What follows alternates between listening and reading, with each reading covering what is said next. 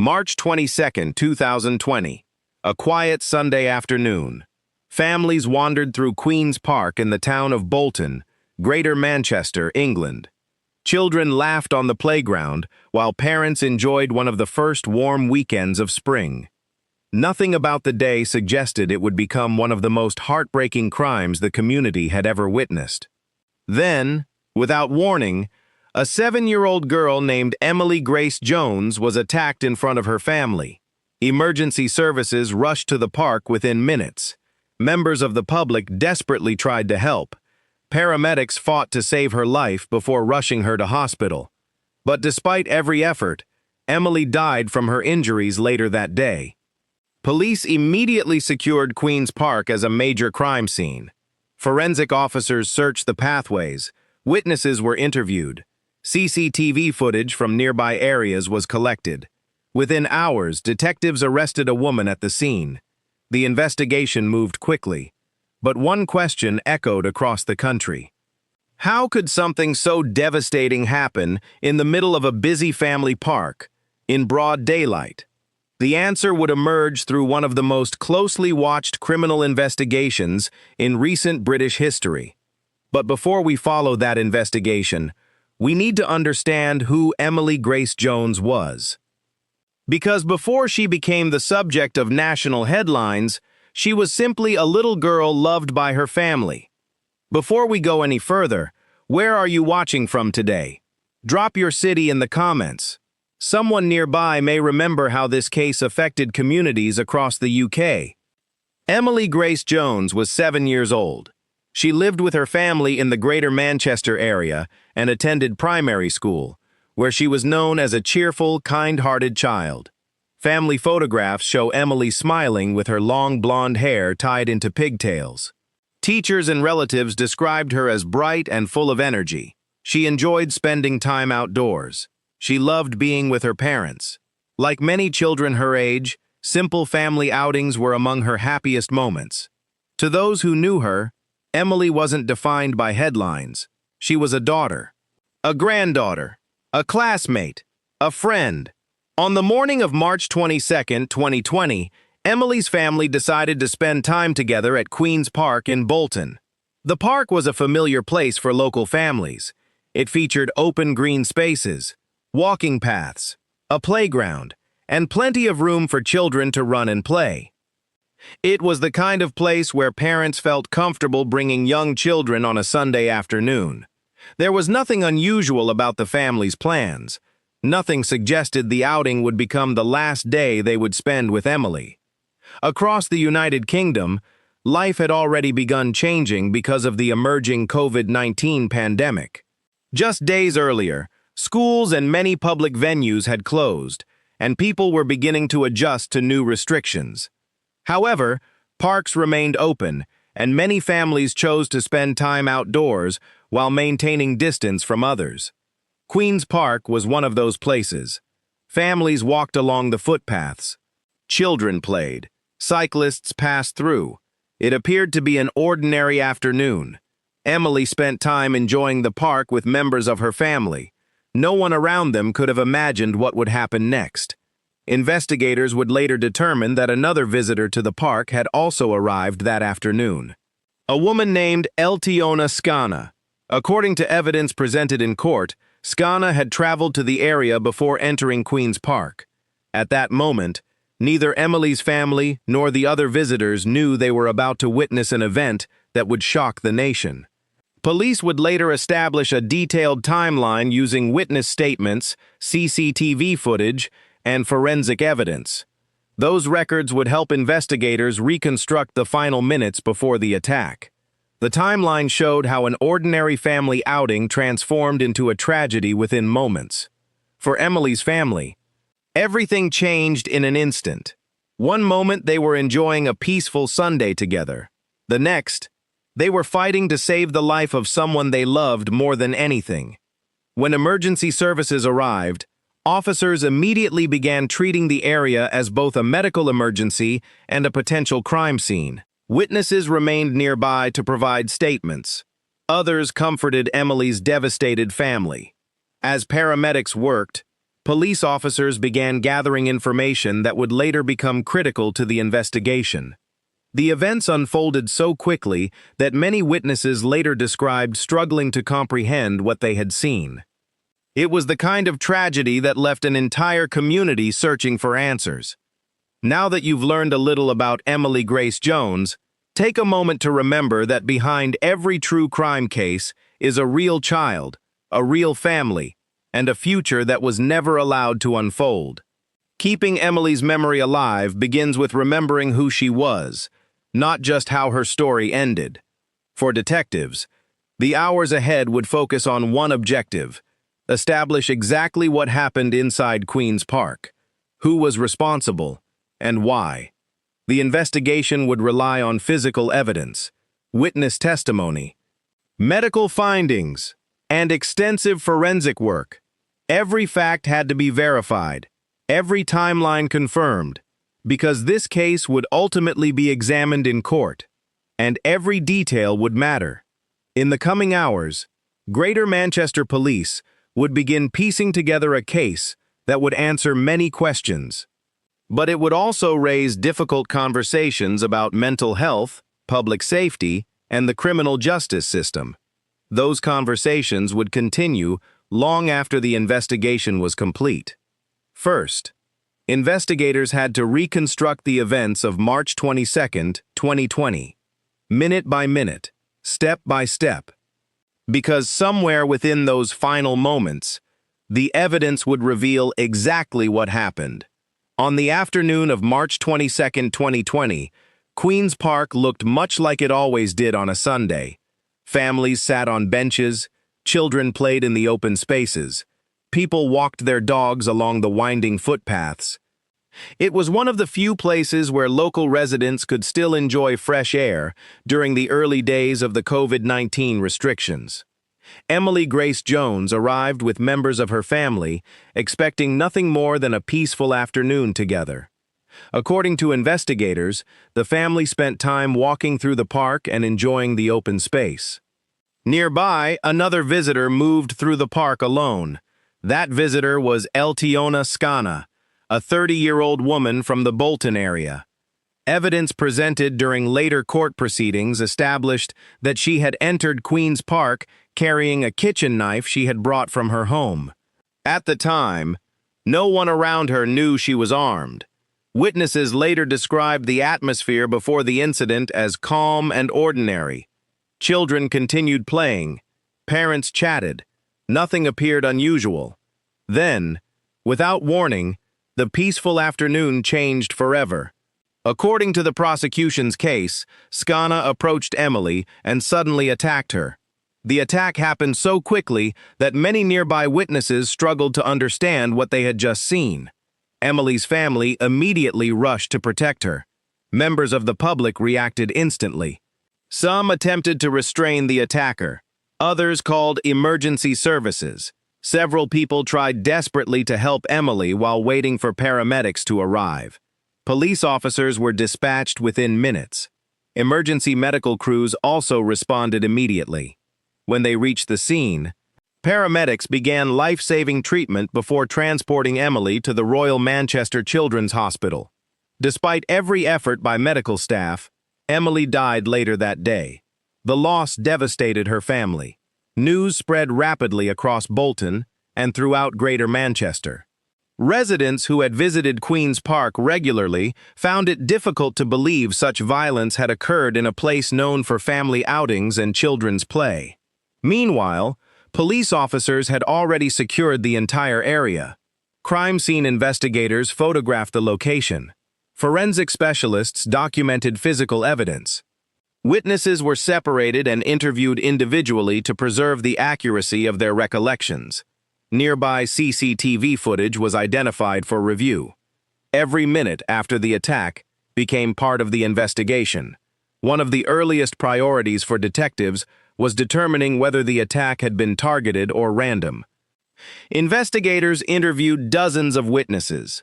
After reviewing the evidence, police stated there was no evidence that Emily or her family knew the suspect before the attack. That finding shaped the direction of the investigation. Detectives focused on reconstructing Skana's movements before she entered Queen's Park. Officers examined CCTV recordings from surrounding streets. They reviewed transportation records where available. Witness statements helped establish her movements during the hours leading up to the incident. As forensic investigators continued processing the scene, medical specialists conducted examinations that would later become important evidence during the criminal proceedings. Every finding was carefully documented. Nothing was left to assumption. The investigation would ultimately depend on evidence that could withstand detailed examination in court. Outside the police cordon, members of the community began leaving flowers, teddy bears, handwritten notes, and candles near the entrance to Queen's Park. Many residents who had never met Emily still felt connected to the tragedy. Parents spoke openly about how the case affected their own families. The park, once associated with happy memories, became a place of mourning. Greater Manchester Police reassured the public that there was no continuing threat following the suspect's arrest. Officers increased their presence around the area to support the community and gather any additional information from witnesses who came forward after the incident. As investigators continued collecting evidence, questions began emerging about the suspect's background and mental health.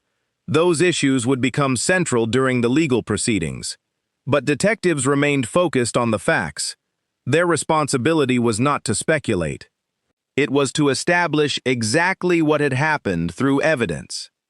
Emily's story reminds us how quickly ordinary moments can become life-changing. If Emily's kindness and the strength of her family have stayed with you so far, leave a respectful comment below. Keeping her memory alive means remembering the person she was, not only the tragedy that followed. Within hours of the attack, police had gathered substantial physical evidence from the scene: witness testimony, forensic material, medical findings, and digital evidence. Together, these pieces would form the foundation of the prosecution's case. But investigators still faced important questions. Why had this happened? Was the attack planned? What role, if any, did the suspect's mental health play? Those answers would only emerge after months of investigation, psychiatric evaluations, and court proceedings. The next chapter would move beyond the crime scene itself, into interview rooms, forensic laboratories, and court records. Because solving the case required far more than identifying a suspect. It required understanding the evidence that explained one of the most heartbreaking crimes the community had ever experienced.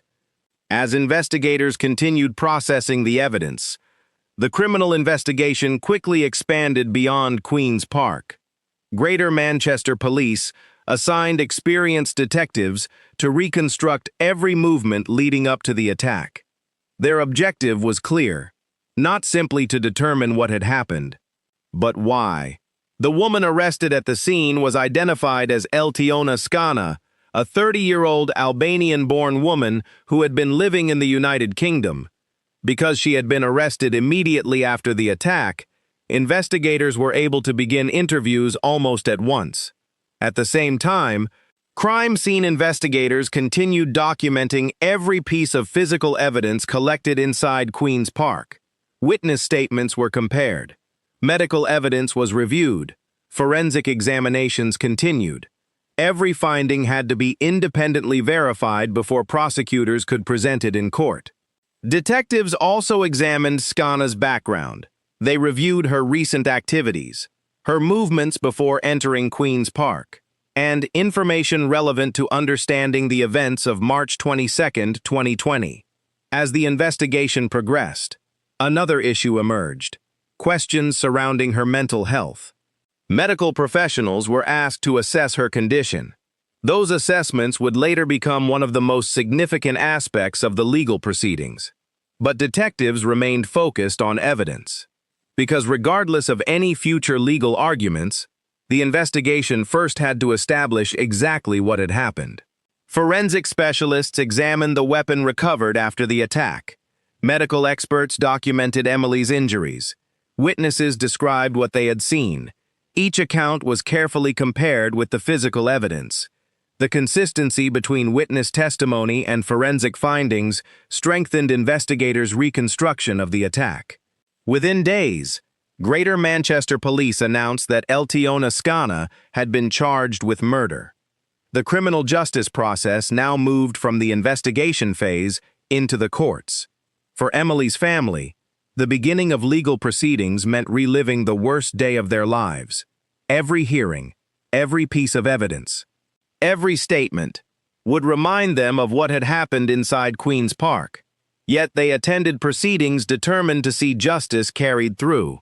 As the case progressed toward trial, psychiatric evaluations became increasingly important. Medical experts examined Scana over an extended period. The court heard evidence concerning her mental state at the time of the attack. This introduced complex legal questions, not about whether Emily had been killed. That fact was undisputed. Instead, the court had to determine Scana's criminal responsibility under English law.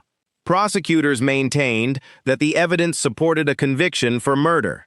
The defense raised issues relating to diminished responsibility and mental illness. Expert witnesses from both sides explained their conclusions to the court. Medical reports, psychiatric assessments, clinical history. Each became part of the evidence considered during the proceedings. The trial attracted national attention. News organizations across the United Kingdom reported each stage of the hearings. Many members of the public continued leaving flowers and messages at Queen's Park, months after the attack. Emily's death had affected far more than her own family. It had deeply impacted the entire community. Parents who had once visited the park without hesitation now struggled to return. Teachers discussed the tragedy with students. Community leaders organized memorial events celebrating Emily's life. Throughout the proceedings, the judge reminded everyone that decisions must be based on evidence presented in court, not emotion or media coverage. That principle lies at the heart of the criminal justice system. Every defendant receives a fair hearing. Every piece of evidence is examined. Every legal argument is tested. Only then can the court reach its conclusion. Cases like Emily's remind us that justice is about facts, evidence, and due process. What do you believe is the most important responsibility of a criminal investigation? To find the truth as quickly as possible, or to ensure every fact is proven beyond doubt? Share your thoughts respectfully in the comments. After hearing weeks of evidence, the court prepared to reach its decision. Medical experts had testified. Detectives had presented the investigation. Witnesses had described what they saw. Forensic specialists had explained the physical evidence. Everything now rested with the court. The decision would determine not only the legal outcome, but how Emily's family would finally receive justice. In the next chapter, the court delivers its judgment, and the Emily Grace Jones case reaches its legal conclusion. When the trial resumed, everyone inside the courtroom understood that the next stage would determine how the law viewed one of the most heartbreaking crimes in recent British history. There was no dispute that Emily Grace Jones had died following the attack in Queen's Park. The central legal issue was different. The court had to determine Eltiona Scana's criminal responsibility at the time of the offense. During the proceedings, psychiatrists called by both the prosecution and the defense presented detailed medical evidence. The court heard that Scana had a documented history of severe mental illness. Medical experts explained her diagnosis, her treatment history, and the opinions they had reached after examining her. Some expert witnesses concluded that she was suffering from a psychotic illness at the time of the attack. Others addressed whether that illness substantially impaired her mental responsibility under English law. The judge carefully directed the jury on how that evidence should be considered. Mental illness alone does not determine a criminal verdict. The jury had to evaluate all of the evidence together: witness testimony, medical findings, forensic evidence, expert psychiatric opinions, and the legal definitions provided by the court. For Emily's family, listening to weeks of testimony was unimaginably difficult. Each day required them to revisit the events of March 22, 2020. Every witness statement brought back painful memories. Every medical report reminded them of the daughter they had lost. Despite that, they remained present throughout much of the proceedings. The community continued supporting the Jones family. Floral tributes remained at Queen's Park. Local residents organized memorial events in Emily's honor. Schools across the area reflected on the tragedy and the importance of protecting children in public spaces. The impact of Emily's death reached far beyond the courtroom. After hearing all of the evidence, the jury retired to begin deliberations. They carefully reviewed weeks of testimony, medical evidence, witness accounts, police findings, forensic examinations, expert psychiatric opinions. The responsibility before them was significant. Their verdict would determine how English criminal law applied to the facts established during the trial. When the jury returned, the courtroom fell silent. The jury rejected the charge of murder.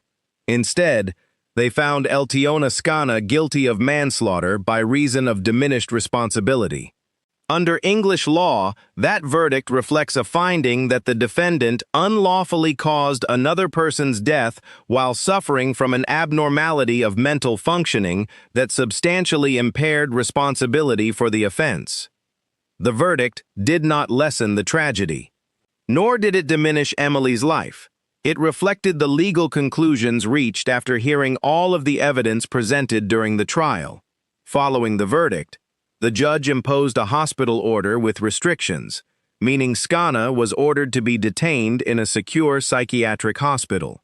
Under UK law, such an order allows continued detention until medical professionals and legal authorities determine that the individual no longer poses a serious risk. There is no fixed release date attached to this type of order. The decision marked the legal conclusion of the criminal case. For investigators, years of work had reached their endpoint. For prosecutors, the evidence had been fully presented and examined. For the court, the law had been applied after extensive consideration of both the facts and expert medical testimony. But for Emily's family, no legal outcome could restore what had been taken from them. The verdict answered legal questions. It could never answer the emotional ones. Why Emily? Why that day? Why that park? Those are questions no court can truly resolve. For Emily's family, the legal process came to an end. But grief does not follow court schedules. If you've ever seen a community come together after tragedy, you know how powerful compassion can be. Thank you for remembering Emily Grace Jones with kindness and respect. Although the trial was over, Emily's story continued to resonate throughout the United Kingdom. Not because of the legal arguments, not because of the headlines, but because a little girl who should have returned home after a family afternoon in the park never got that chance. Her name became a reminder of how quickly ordinary life can change, and why every victim deserves to be remembered as a person before they are remembered as a case. One final chapter remains, not about the investigation, not about the courtroom, but about Emily's legacy and the lessons her story leaves behind. When the courtroom emptied, the legal proceedings had come to an end. The investigation was complete. The evidence had been examined. The verdict had been delivered. But for Emily Grace Jones's family, life would never return to what it had been before March 22, 2020. Every birthday would feel different. Every family gathering would carry an empty space. Every visit to Queen's Park would bring memories of the little girl whose life ended far too soon. No sentence, no hospital order, no legal judgment could change that reality. For Greater Manchester Police, the case demonstrated how quickly investigators can respond when a violent crime occurs in a public place. Within minutes of the attack, officers had secured the scene. Witnesses were identified. Physical evidence was preserved. Medical professionals, forensic specialists, detectives, and prosecutors all worked together to ensure the investigation was based entirely on evidence. The case also reminded the public that justice is not always straightforward. In this investigation, there was never significant doubt about who carried out the attack. Instead, the difficult legal questions centered on criminal responsibility and mental health. Those questions required extensive psychiatric evaluations and careful consideration under English law. The court ultimately concluded that Eltiona Scana was guilty of manslaughter by reason of diminished responsibility and ordered her to be detained indefinitely in a secure psychiatric hospital under a hospital order with restrictions. For many members of the public, the verdict prompted conversations about mental illness, public safety, and how the criminal justice system balances accountability with medical evidence. Those conversations continue today, but throughout every discussion, one truth remained unchanged. A 7-year-old girl had lost her life, and a family had lost a daughter they loved beyond words. Emily's story also became a reminder that victims should never be remembered only through the circumstances of their deaths. Before the headlines, before the investigation, before the courtroom, Emily was simply a child enjoying an afternoon with her family. She laughed. She played. She dreamed about growing up. Those are the memories her family continues to cherish. Across Bolton, residents honored Emily through memorials, flowers, and messages of support.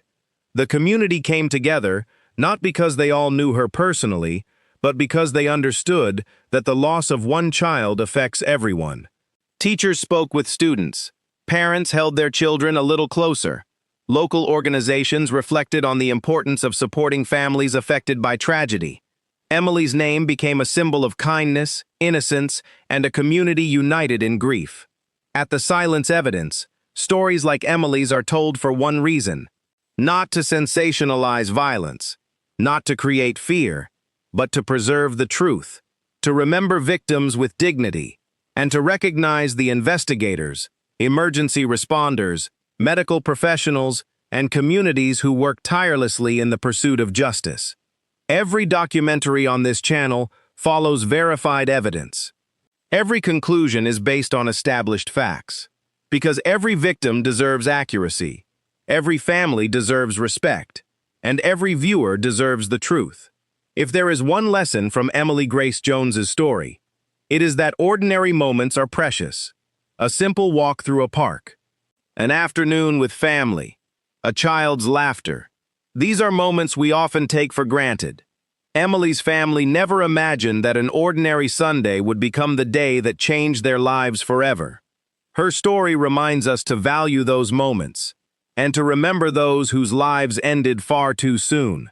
As this documentary comes to a close, remember Emily not as a headline, not as a courtroom case, but as a little girl who should have had countless more days to laugh, learn, and grow. Because every victim has a name, every family has a story, and every piece of evidence helps ensure that story is told truthfully.